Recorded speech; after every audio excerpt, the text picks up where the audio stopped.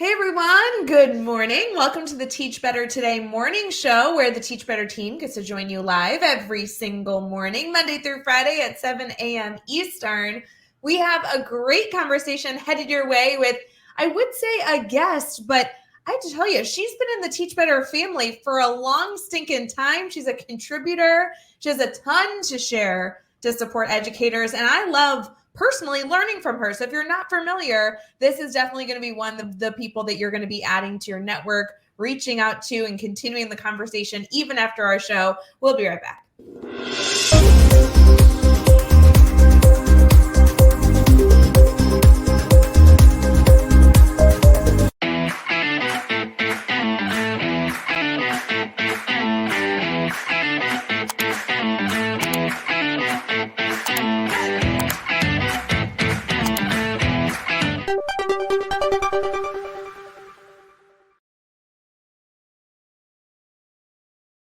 Hey everyone, good morning. My name is Ray Hewart, and literally before we started this recording, I was just telling her that I haven't seen her in ages. I'm so excited to catch up. I hope that you are on your either devices, or maybe you have the show streaming on your TV, watching on Facebook, YouTube, Twitter, Twitch, or LinkedIn. Maybe you're listening on Teach Better Podcast Network. This is going to be a great episode. Do you mind starting off by introducing yourself for us?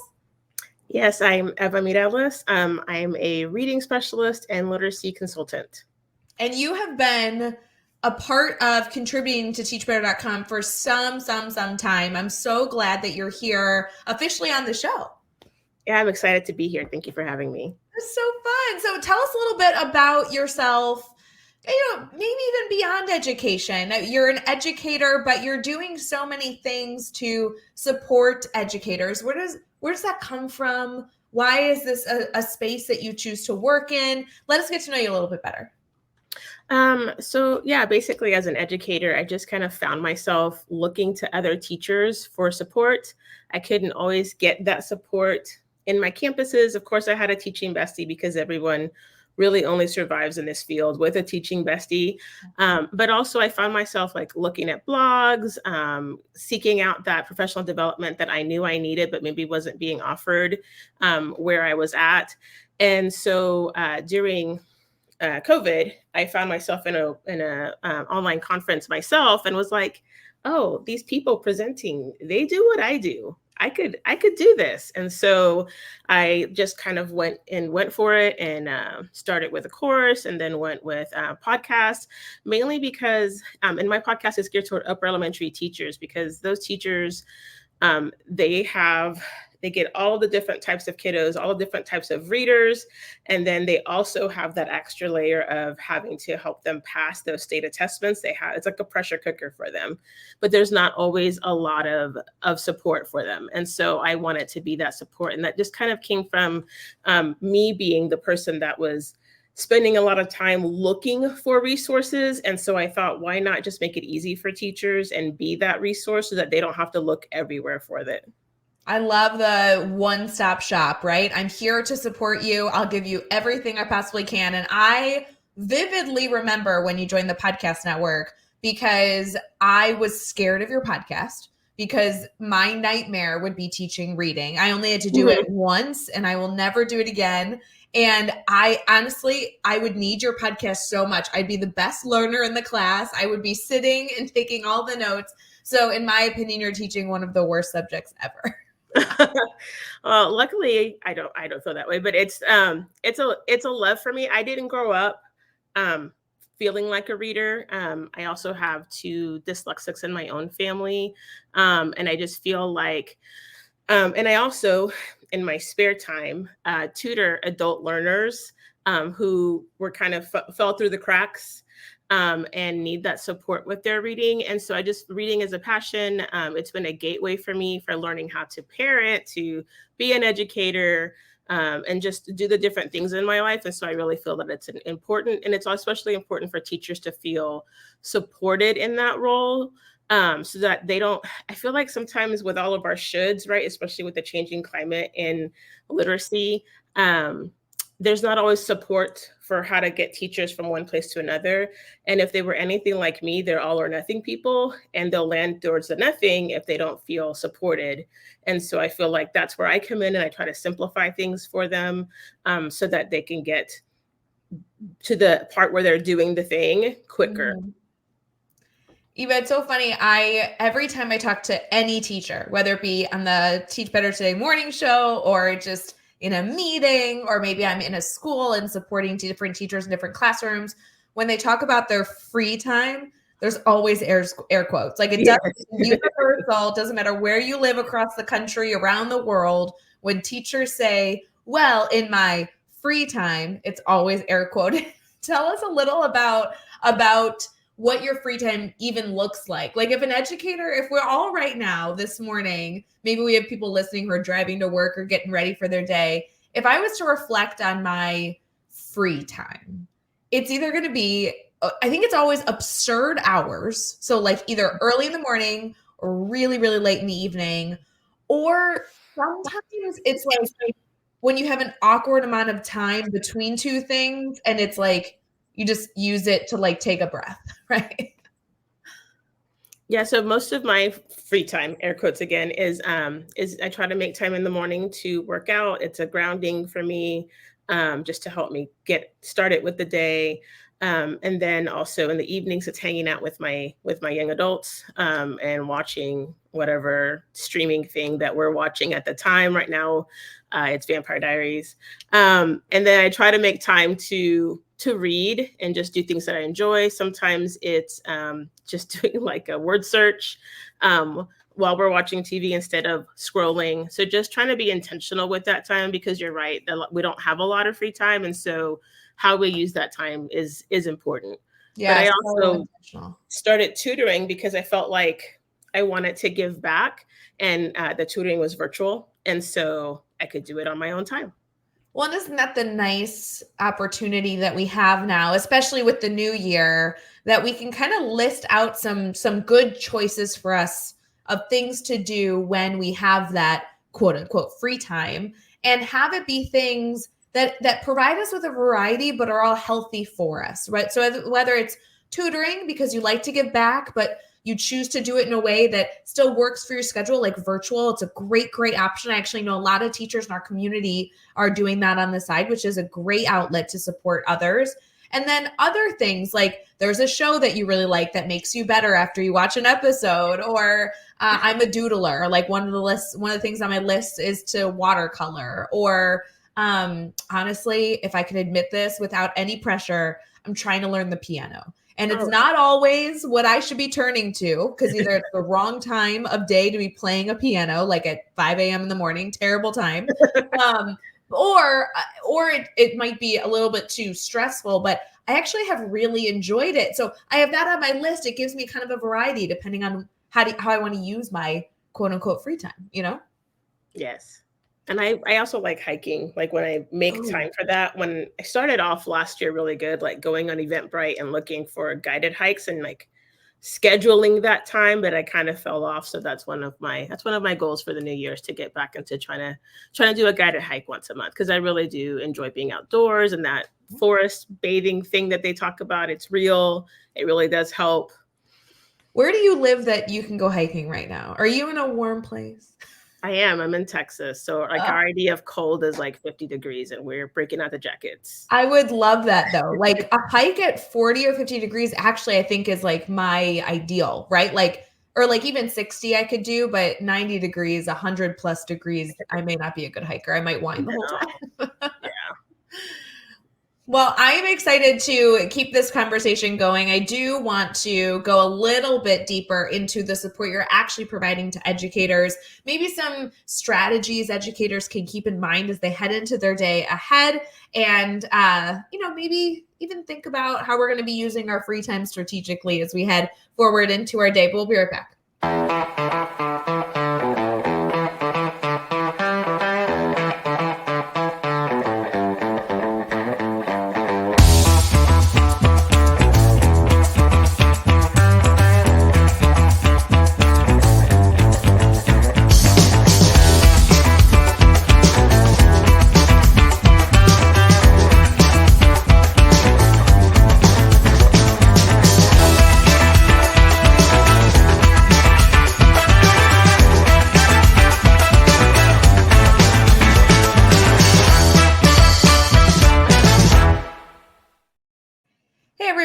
are back with our Teach Better Today morning show, and we're here having a conversation about so many different things. One thing I do want to focus on, though, is supporting our secondary teachers, our upper, elementary, even middle school teachers with the concept of reading. Now, I will tell you, and I said it earlier, that makes me very nervous, but thankfully we have a guest on the show who is an expert and is constantly trying to share not only tips and tricks and strategies, but things that haven't worked and the ideas of how we can best serve our students during any given time throughout the year. So, Eva, if you had to reflect on maybe something that you feel like really is impactful for educators when you work with them, or something that you find yourself saying frequently, what comes to mind? Especially in this age of like box curriculum being handed down to teachers, or in the age of watered down PLCs, right? Where we're all like taking a subject and one person's planning it and we're just kind of being gifted those plans. My main thing is know what you're teaching, right? So like take the time to really own the strategy or the skill and try it out yourself before you're teaching it to kids. And it sounds really simple, but it just gets super busy. Teachers are, they're overwhelmed and they don't feel like they have time. But then if you don't make the time and you get in front of kids, that's when the lesson's not hitting. That's when the kids are getting out of control because maybe you don't have your things ready. And so that's definitely something I find myself saying a lot is like, even if the curriculum is being given to you or the lesson plans are being given to you, you need to make them work for you. And you're not going to be able to do that if you don't look at them ahead of time. And if you don't at least walk yourself through how you want to teach it. Because maybe that is a veteran teacher who's planned that lesson, or that box curriculum is being written by an expert, but they're not an expert on how you learn, and they're not an expert on how your students learn. It's extremely important. I don't know if this was common or maybe just more acceptable, but when I student taught, I worked with a teacher who would literally plan the next day's lesson after school the day before. So it was like the students would leave, the bell would ring, and then the planning for the next lesson, for tomorrow's lesson, would begin. And I found it to be stressful, to be honest. And I also felt, and maybe the teacher at the time didn't feel this way, but for me, I felt so uneducated on how we knew what the next thing to teach was. Because it kind of seemed like we were following this book, and it kind of seemed like maybe there was some sort of rhyme or reason, but more or less it just felt like almost a gut reaction. And I think teachers' guts are so, so, so valuable, especially in giving feedback. But being able to use the backwards design to identify where you want to go and kind of give yourself some time to get there so you can be strategic every single day, I found was always the way that I allowed my students to actually reach success in the end. So kind of that long-term planning, knowing the lesson ahead of time, not just 24 hours, but being able to really see the direction you're going, for me, allowed me to give better feedback. My stress level was lower. I know it's easier said than done, depending on what hurdles people have, but I'd love to help work through those hurdles if people maybe listening haven't found those solutions yet. Yes, and definitely when, because I host office hours for my teachers after school once a week. And so when they come and they're like, Eva, I just need help with figuring out my reading block, or I need help with, I've fallen off the wagon of scripting out my mini lesson. Can you help me get back on track with that? And whenever I can help them do that, their stress levels do go down. And it's because I think it's just our fight or flight in that moment. We're just so overwhelmed with all the other things that we forget how much capacity or how much bandwidth that gives us back when we do that planning. And so then we have the energy for the other things. Yeah, it's interesting. I do know that there are educators, I think I fall into this bucket myself, that do work well off the cuff, right? Like, hand me the topic a few minutes before, I'm going to be able to figure it out.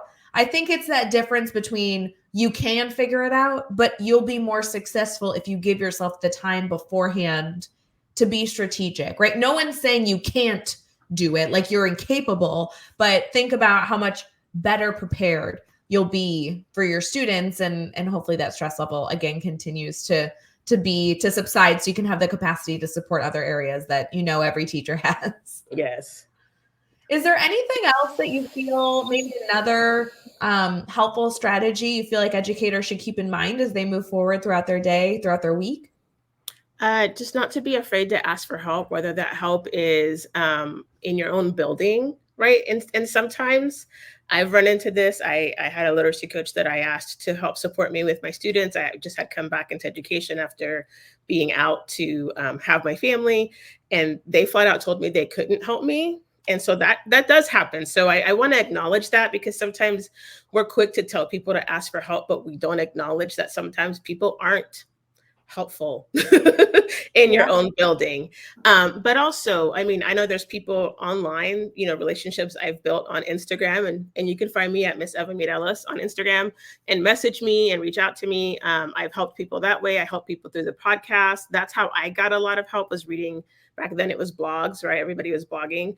And so that's how I found a lot of support, was blogging, was looking at blogs. And so asking for that support, but also that comes with monitoring your own learning. Like, really, we get so in the trenches and the weeds, and we get so overwhelmed that we forget to ask ourselves, like, how are we really doing? Do I really even understand the thing I'm teaching the student?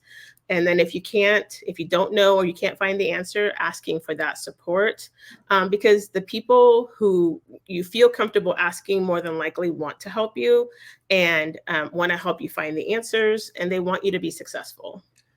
I think that's a beautiful reminder as we continue forward in our day, looking at not only choosing to be prepared, know your content, get ahead of the game, but then also choose to ask for help. And if you come across certain situations where the people you've asked and reached out to can't support you, let's find the other people that can. There are people that can support you. And so I love the shout out of your Instagram handle. I want everyone to connect with you, whether you're reaching out on Instagram or sending someone on the team an email. I mean, there's somebody out there that can get you the support you need. If it's not in your building, then I love the suggestion that it might be virtual, right? Go online to who's writing blogs, who's producing podcasts, and how can we make sure that everyone in our community continues to get the support that they need? Really, really good reminders. I appreciate that. Before we wrap up our conversation here, do you mind sharing how our community can stay connected to you so they can reach out for that support?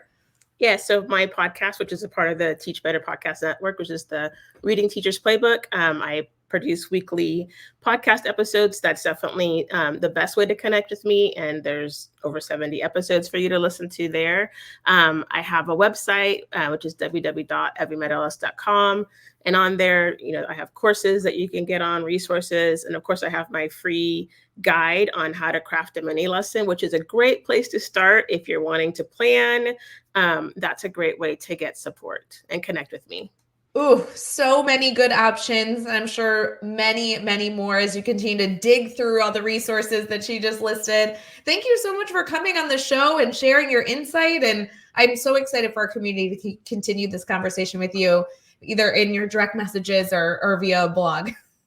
Thank you so much. Thanks for having me. So fun for everyone. We hope you have an amazing, amazing rest of your day. And we will see you next time on Teach Better Today Morning Show. Hey, Teach Better community. Thank you so much for joining the Teach Better Today morning show every single weekday at 7 a.m. Eastern. We have so many resources for you outside of this live stream at teachbetter.com, including blogs, podcasts, and professional development that will bring our team to your school. Wherever you are listening from this morning, please make sure you are sharing and celebrating the incredible educators in this world. And hey, if you are listening over on a podcast to Teach Better Talk, we would love a 5-star review. The comments are always so entertaining. We'll see you tomorrow.